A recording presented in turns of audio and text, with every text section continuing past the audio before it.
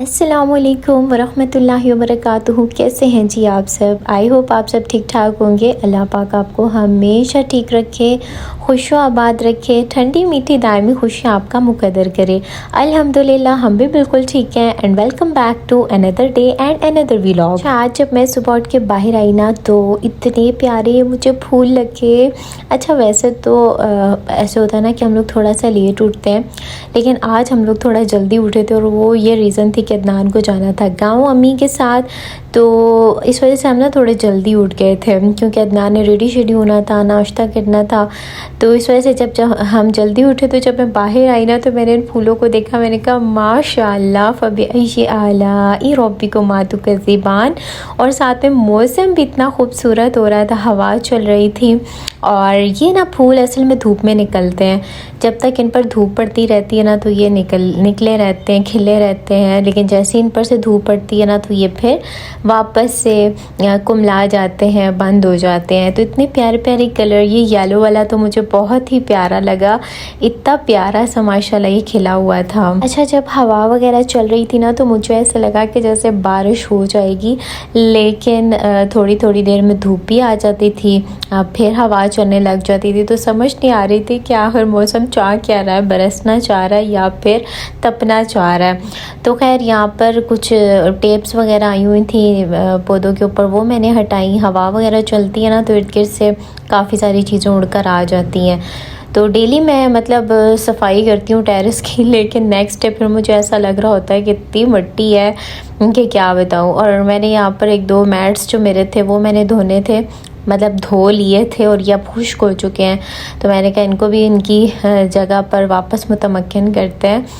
तो बस यहाँ पर जो है ना, मैं अदनान चले गए थे और मैं ना बस अपने घर के रूटीन के काम जो हैं उनमें लग पड़ी थी। अच्छा मैं ना अपने घर की कोशिश करती हूँ कि डेली ही सफाई करूँ, इल्ला ये कि कभी कोई बहुत थकावट हो या कोई और रीज़न हो, गेस्ट वगैरह हो तो ना कर पाऊँ, लेकिन कोशिश मेरी यही होती है कि मैं डेली सफाई करूँ।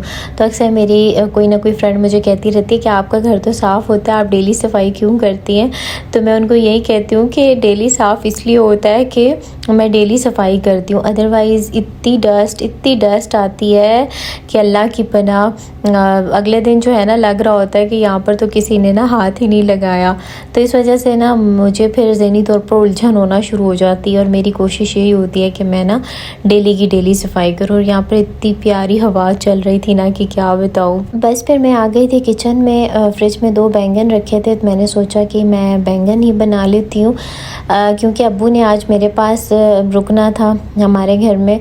तो मैंने कहा बैंगन बना लेती हूँ, तो अब्बू को भी खाना जो है वो दे दूँगी और फिर नेक्स्ट डे जो है ना अब्बू को साथ टिफ़िन भी पैक कर दूँगी घर के लिए।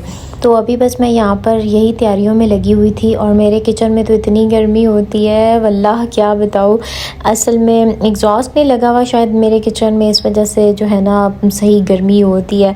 तो जब किचन में काम कर रही होती है ना तो मुझे और किसी चीज़ की होश नहीं होती इन दिनों। तो ये भी अल्लाह पाक का दिया हुआ मौसम है, इसमें भी अल्लाह पाक की कुछ हिकमतें और मसलहतें हैं जो कि हम इंसान नहीं समझते।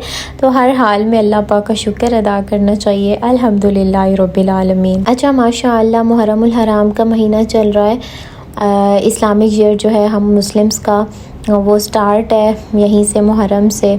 तो बहुत सारी तारीख़ में ऐसे वाक़यात हुए जो कि मुहर्रम में हुए हैं, जिनमें सबसे ज़्यादा नुमाया सर फ़हरिस्त हज़रत हुसैन रज़ी अल्लाह तआला अन्हु की शहादत है, जो कि 10 मुहर्रम को हुई। तो इसके अलावा भी जो है तारीख़ में बहुत सारे वाक़यात जो है ना वो 10 मुहर्रम को हुए हैं। उनमें से एक हज़रत मूसा अलैहिस्सलाम और फ़िरौन का भी वाक़या है, जब इनके दरमियान आखिरी मार्का हुआ, यानी कि हज़रत मूसा अलैहिस्सलाम जो है वो अपने साथियों को लेकर जब समुंदर में चले गए और फ़िरौन ने उनका ताक़ुब किया, वो भी समुंदर में दाखिल हुआ। तो हज़रत मूसा अलैहिस्सलाम जो है वो पार हो गए और फ़िरौन और उसके साथी जो है ना वो गर्क हो गए। अब यहाँ पर हज़रत मूसा अलैहिस्सलाम का अल्लाह पर यकीन देखने वाला था।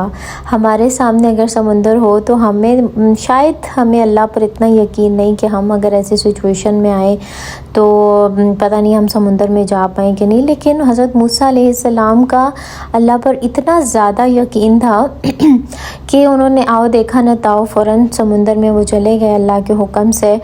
और अल्लाह पर यकीन के साथ समुंदर में उतरे। और दूसरा जो फ़िरौन का लश्कर था वो अपनी ताकत, घुमंड और इक़्तिदार और ज़्यादा लश्कर के ज़ौम में जो है वो उतरा कि मेरे साथ तो कोई पंगा नहीं ले सकता, मेरे साथ कोई टक्कर नहीं ले सकता। हज़ारों साल गुजर गए हैं लेकिन सबक आज भी वही मौजूद है, और वो ये है कि सल्तनतें मिट जाती हैं, गरूर का सर हमेशा नीचा होता है। ये बड़ी बड़ी जो ताकतें हैं दुनिया में ये भी ख़त्म हो जाती हैं, लेकिन जो इंसान अल्लाह पर भरोसा रखता है तो अल्लाह उससे उन रास्तों से भी गुजार देता है जहाँ पे उसने कभी सोचा भी नहीं होता। क़ौला कल्ला इन्ना मइया रब्बी सयहदीन, हरगिज़ नहीं, बेशक मेरा रब मेरे साथ है और वो ज़रूर मेरी रहनुमाई करेगा। शायद आशूरा का सबसे बड़ा सबक ही यही है कि दुनिया कामयाबी को इस बात से नापती है कि साहिल पर किसका कब्ज़ा है, लेकिन अल्लाह के यहाँ असल कामयाबी उस शख्स की है जो उस पर इतना भरोसा करे कि उसके हुक्म पर समुंदर में कदम रखने से भी ना घबराए। हम इंसान है ना, इतना सोचते हैं मुस्तकबिल के बारे में कि आज के सुकून को भी खो देते हैं।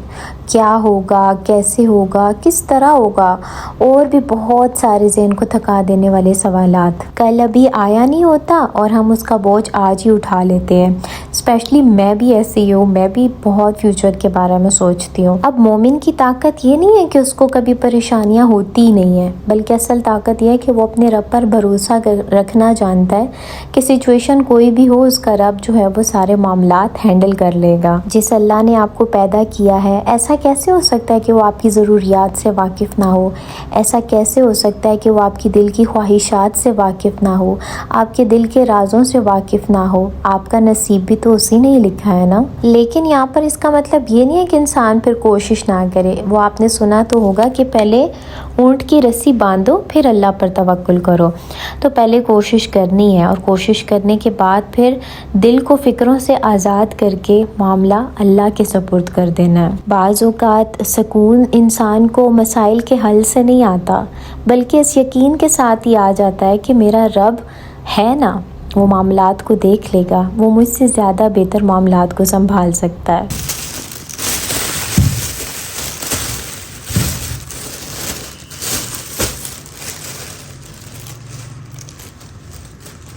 अच्छा, शाम में फिर ना अब्बू आ गए थे, तो पहले अब्बू को फ्रूट्स वगैरह दिए, उसके बाद अब्बू नमाज़ के लिए जा रहे थे। उन्होंने मुझसे पूछा सब्ज़ी वगैरह का, तो बस जो जो सब्ज़ी चाहिए थी वो मैंने उनको बताई। टमाटर मंगवाने थे, प्याज थे, आलू और साथ में भिंडियाँ मैंने मंगवा ली थी।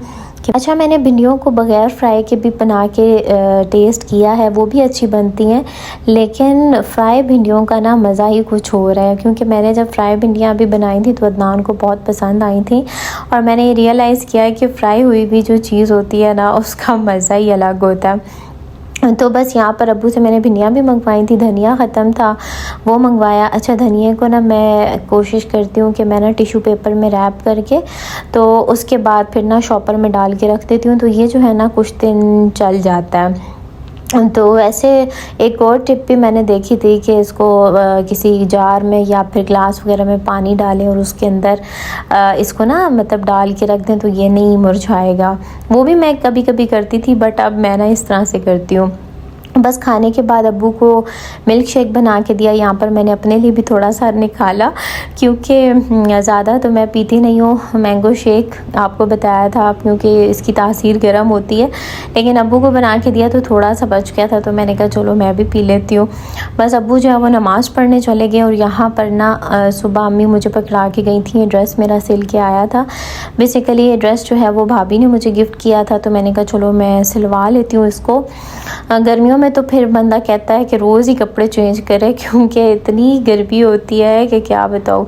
तो बस यहाँ पर अभी मैं इसको प्रेस करने लगी थी, तो मैंने सोचा कि आप लोगों के साथ भी जो है वो शेयर कर देती हूँ। तो ये जो है ना मैंने सिलवाया, इसके साथ पिंक लेस लगवाई है बाजुओं पे और दामन पे। गला जो है वो बिल्कुल सिंपल रखवाया है, साथ में इसकी जो है वो ये शलवार है, ट्राउज़र सिलवाया है, और दुपट्टा इसका जो है ना वो बहुत ही लाइट वेट है। तो दुपट्टा मैं आप लोगों के साथ अक्सर शेयर करती हूँ कि मुझे दुपट्टे लाइट वेट ही पसंद है। गर्मियों में तो भारी दुपट्टे ले के तो बिल्कुल भी किचन में काम नहीं होता। तो ये मुझे खुशी थी कि इसका दुपट्टा जो है ना वो लाइट वेट है, तो इजीली कैरी भी हो सकता है और इसमें से हवा भी क्रॉस हो जाती है। और कलर भी इसका अच्छा है। तो इसकी साथ में जो है ना पिको हुई भी थी, तो बस यहाँ पर मैंने कहा चलें आप लोगों को भी दिखा देती हूँ, और उसके बाद फिर ना प्रेस करके जो हैंग कर देती हूँ। अच्छा, मैं ना रात में ही ज़्यादातर कपड़े प्रेस करती हूँ, क्योंकि दिन में तो और इतने काम होते हैं कि सवाल ही पैदा नहीं होता कि प्रेसिंग का टाइम निकला है। रात को बस मैं जब बाकी सारे काम वाइंड अप कर देती हूँ ना, तो उसके बाद मैं फिर प्रेसिंग का काम करती हूँ।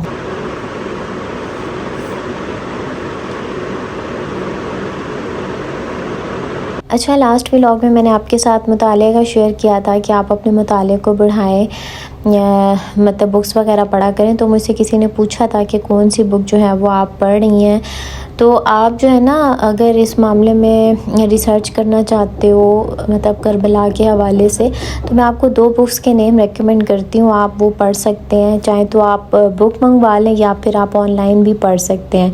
एक बुक है शहीद करबला और यजीद, और दूसरी बुक है शहीद करबला। और भी बहुत सारी बुक्स हैं, लेकिन ये बुक्स जो हैं वो मैं आपको रेकमेंड कर रही हूँ, आप ये पढ़िएगा। तो इंशाल्लाह आपके नॉलेज में जो है ना बहुत ज़्यादा इजाफ़ा होगा। बुक सिर्फ हो तो बुक ये होता है कि इंसान को ना जब दिल किया उठा के पढ़ ली, और लेकिन ऑनलाइन में होता है कि आपको थोड़ा आइज़ का भी फिर इशू रहता है। तो बुक अगर मंगवा सकते हैं तो बुक पढ़ लें, अदरवाइज़ फिर ऑनलाइन जाके पढ़ लें। और यहाँ पर ना मेरी लाइट जो है वो ख़राब हो गई थी रूम में, तो और काफ़ी टाइम से ख़राब है, तो मैंने फिर ना आज अदनान से मंगवाई। उन्होंने मुझे लाइट ला के दी थी, तो मैंने कहा चलो मैं लगे हाथ ये काम कर लेती हूँ। तो बस यहाँ पर मैंने बड़े औखों से लगाई। इसको लगाना इतना औखा है ना कि बस क्या बताऊँ, लटक लटक जाता है बंदा। तो बस मैंने यहाँ पर जो है वो सारी लाइट वगैरह लगाई। एक्चुअली मुझे वार्म लाइट्स पसंद बहुत ज़्यादा है, तो इस वजह से ना मैं कोशिश करती हूँ कि मेरे रूम में लगी हुई हो। तो खैर आप लोग बताना, आप लोगों ने रोज़ा रखा 10 मुहर्रम का, और कैसा गुजरा आपका। अल्लाह ताला आप सबकी इबादत को कबूल फ़रमाए। अपना बहुत सारा ख्याल रखिएगा। अल्लाह हाफ़िज़।